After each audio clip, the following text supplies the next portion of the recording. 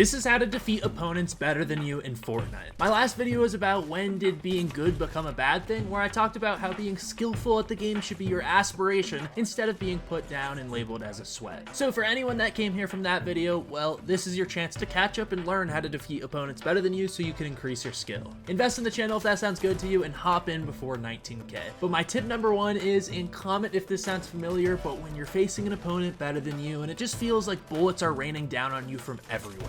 You don't know the angles you're getting shot from, and you just feel like that SpongeBob gif where you're running from the inevitable. My tip is to track your opponents through all the builds going down. I know it's going to be quick and this might seem obvious to some, but it also might be a game changer for a lot of you. I know back in the day, I used to focus on my builds and where I was placing them down or how many mats that I had, that I wouldn't focus on where my enemy actually was. It seemed like he was moving so quickly, he was above me and then on my wall, but really, I just wasn't keeping track of him. Here's me in a recent 1v1 where I kept really good tabs on where this guy was and it benefited me a lot. So I just killed this guy and he's getting mad, so he hits me with a big shot before the 1v1 even starts. Completely illegal tactic, but I don't give up, and this is a great opportunity to show you how I play when I'm weak. So I pre-pieced this layer with 2 cones and a floor, and then I look to see where this guy is. I can see he ended up beneath one of my cone and floors, and usually I like to double edit on them here and shoot, but because I'm paying attention to him, I see he has a shotgun out and is waiting for this edit. Because I got hit big at the start, I'm not trying to make a risky play, so I actually just let him back off and mantle and reposition. I of course instantly put walls up to protect myself, but this guy just mantled onto my cone. My walls are between me and him, so I was able to edit that and almost full piece him. We strafe in opposite angles and I shoot the wall, but it gives me the opportunity to get his side piece as well as that front wall. From here I get huge damage and then set up another right hand peek, but again, shoot my wall. From here, because he's full piece, the only thing he can do is spray at my wall, and I just wait till he runs out of ammo to edit and kill him. Although that is an important thing, a lot of people would see this spray and get worried and maybe make a bad edit, so I'm paying attention to him through the wall. I see him start to reload and switch to his pickaxe, and then I kill him. Okay, so right off the bat, this guy has a cheeky start. He doesn't go one ramp up, he just immediately starts cranking 90s and gets a stare over me. So when I'm not able to see the opponent, the next best thing I do is track their most recent build, because they're most likely going to be right near it. So I see this wall go down, so I'm expecting him to ramp up, so I try to cone him off from going upwards. He does ramp up, but he's not actually on top of that ramp, he's below it. I'm always looking for where the guy's gonna pop out, so I'm able to quickly change my eyes and my aim to where he is and get a big shot before he moves past this piece. I make a window edit, but I again can see he's holding his gun out, so I'm being very careful with this peek. I then make a right hand peek and stay behind it because I can still see he has his gun out. I can tell this guy's playing on the defensive now because I hit him hard, so he's just gonna be looking at me with his gun the entire time, so I finally decided to make a move. My thought process was if I move quickly enough and throw some pieces down, he's not going to be able to hit me, and I get the kill. My next tip to survive the sweats is you must learn how to edit, run, and build backwards. If you're playing an opponent that's better than you, they are most likely going to be really aggressive in pushing you from your front. That means you need to be able to build and edit your escape route while facing them and continuously building them off. So I'm in duos reloaded here, and you know that feeling when you're about to bust but you can't stop it? That's what I felt like when this rocket slow-mo flew across my screen and exploded me. So now I'm at 20 health, this guy is pushing me aggressively, and not to mention, I don't have a shotgun. I hit the luckiest dome piece with my revolver, then get the stair wall, but I am still super vulnerable. If he bleeds one shot, I'm dead, but I know how to edit backwards, so I'm able to flip my ramp and then get another wall down. My teammate comes in to focus his attention, so I'm able to safely edit and spray him to help get the kill.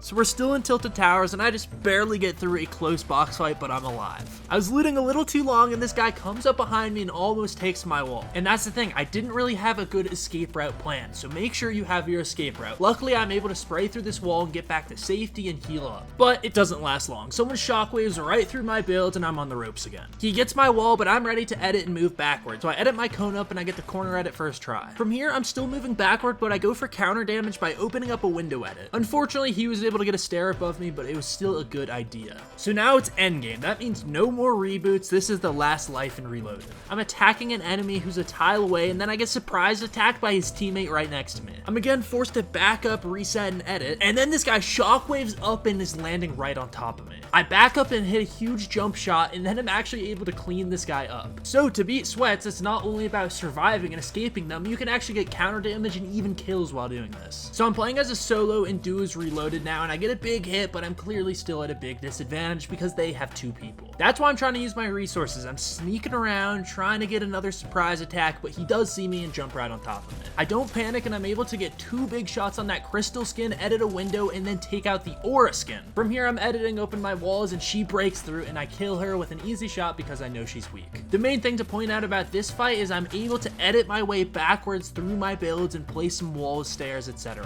One of those people had an exotic shotgun, so of course I had to take that, but I did end up in zone with another duo fight on me. This time I'm trying to do as much chip damage to the person right in front of me, but once they're both on me, I need to back up. Luckily, they didn't have the coordination to sandwich me, so I was able to back up, and with the shotgun, I had increased movement speed because it's exotic, so I was able to clean that first guy up. I did take a lot of damage, so I had to get into safe zone and heal up. The first guy that I finished already glided back on top of me, so now it's another 1v2. I kill him again, but now I am at 7 HP and there's an explosive boom bow shooting at me too. Because of this rope situation, I decided to back off and just give this fight up, but throughout the course of this game, I was able to kill this duo like 2 or 3 times. Okay, and this next tip number 3, is genuinely the thing that made me love this game, because I stopped dying so often and started winning fights that I never would have before. So if you mess with the channel, please use code reidtheninja in the item shop before I get into this, or just another small creator's code to help this growing community. Okay, but tip number 3 is to make the enemy come to you. A lot of sweats in this game will go ham in creative 1v1s, but when it comes to box fighting, they fall apart. Sweaty players love to show off their flashy edits, but when it comes to box fighting, you need to get the timing down and know when to swing your pickaxe, and a lot of good players don't know this. I still don't even fully know how to do it without fail, so that's why this tip capitalizes on that. You can put down a good opponent if you just stay in your box and make edits when really you just feel the intuition calling. Of course, you can look at when they have their map out or their gun out, but honestly sometimes it's just that gut feeling, you make the edit and it works out. So I'm playing in between 2 boxes right now, and this guy is on dead 0 ping, gets both of my walls first try, and now I'm super low. I did trade a big shot with him though, so now it's a pretty even fight. Even though he seemed better than me, I have the advantage because I'm playing out my box, so I can go at the roof and shoot him. This is because when you're playing out of boxes, you have the advantage. You can go at the side, back, roof, floor, whatever, and you're more unpredictable, so you can land more shots. And again, if you have bad ping, you can totally do this. This guy keeps taking my walls, but I just continue to trade damage with him. I keep reboxing up, and then I just get more and more damage until I kill him. And everyone that thinks you can't box someone up from defense, wrong. When someone's on your wall, you can completely pokeball them with a stair, a couple walls, and a roof.